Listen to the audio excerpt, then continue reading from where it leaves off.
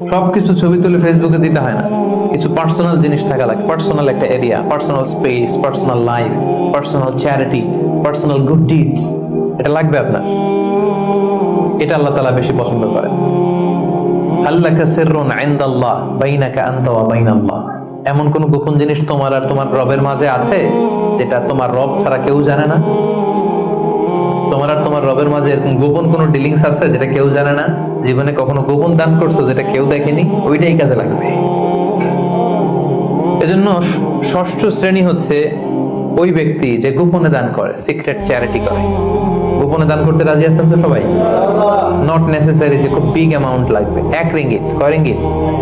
ওইটার আল্লাহ পেলে পুষে উহুদ পাহাড়ের সমান উঁচু করে আপনার আমল নামায় ঢুকাই দিবে। কটা গেল?